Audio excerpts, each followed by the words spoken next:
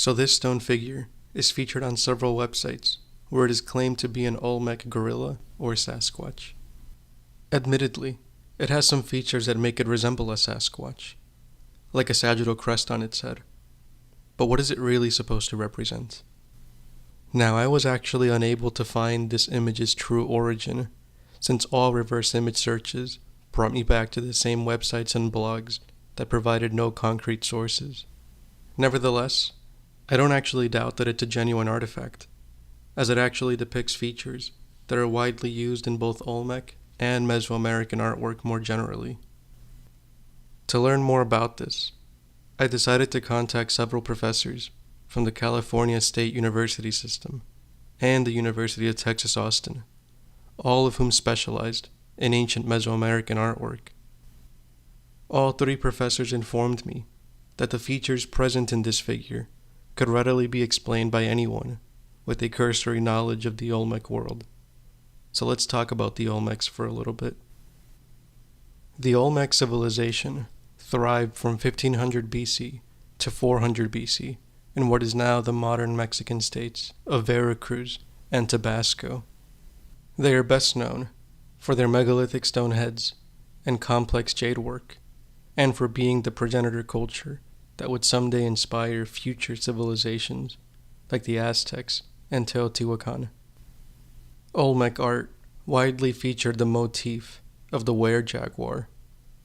These were beings that were portrayed mid-transformation between a human and a jaguar, much like the European concept of the werewolf.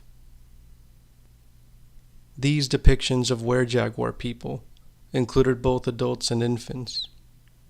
It is unclear what purpose this motif served, but it spanned the entirety of Olmec civilization. Some features of the were-jaguar included a downturned roaring mouth with an upward lip and almond-shaped eyes.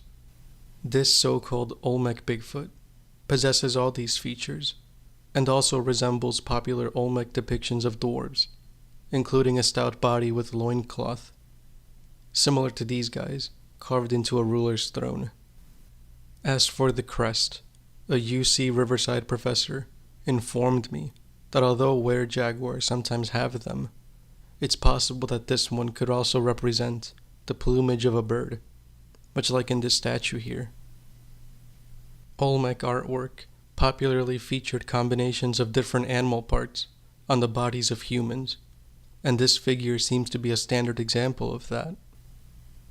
While the meaning and significance of these combinations is still unknown and up for debate amongst experts, the fact remains that this sculpture is not anything out of the ordinary for the Olmec world, and in all likelihood does not depict a Sasquatch. Moving on, this pendant also made the rounds in other corners of the internet, with the claim that it is a pre-Columbian depiction of a Bigfoot. I have to say it does have a pretty good resemblance, especially considering the large hands and feet. This one I was able to track down, specifically to the Museum of Gold in Colombia. So I contacted them, along with Colombia's National Institute of Anthropology and History, to learn more. I will show you their original response in Spanish, but I will read out a translated version for convenience. The Colombian Institute of Anthropology and History has received your communication through which you requested information relating to a piece of goldsmithing that is part of the Banco de la República collection found in the municipality of San Jose de Isnos, Huila. In this regard, we inform you that the interpretation of the meaning or cultural background of an archaeological piece can vary, since it is a process that will depend on the methodology of analysis, the bibliography consulted, and the vision of the researcher.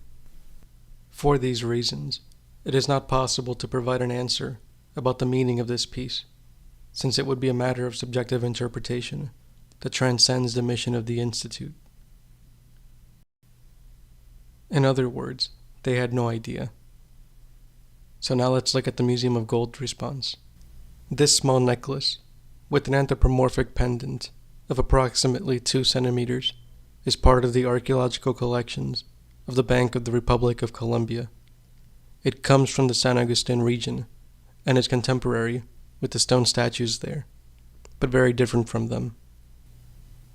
His head is tiny, or non-existent. His hands and legs are large. It is possible that he once wore a removable ritual mask on his head, as happens in a pin from the Colima region, also contemporary. But that part, if it existed, did not reach the museum. The necklace beads are schematized birds, of which the beak and tail are recognizable. Bird beads are common in southwestern Colombian jewelry, but the pendant itself is quite unique. I find it interesting that even the museum doesn't really know what to make of this figure.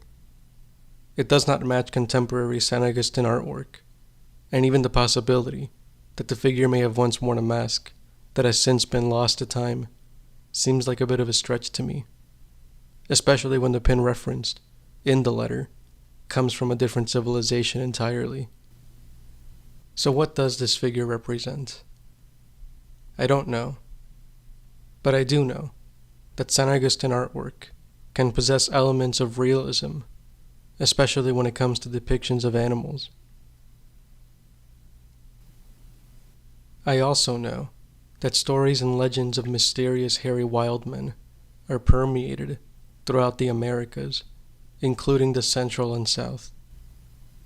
We will explore some of these legends in future videos, but for now, I'd like to hear your thoughts on these figures, and what this one in particular may represent. Is it merely a stylized human? A South American Sasquatch? Let me know what you think, and thank you for watching.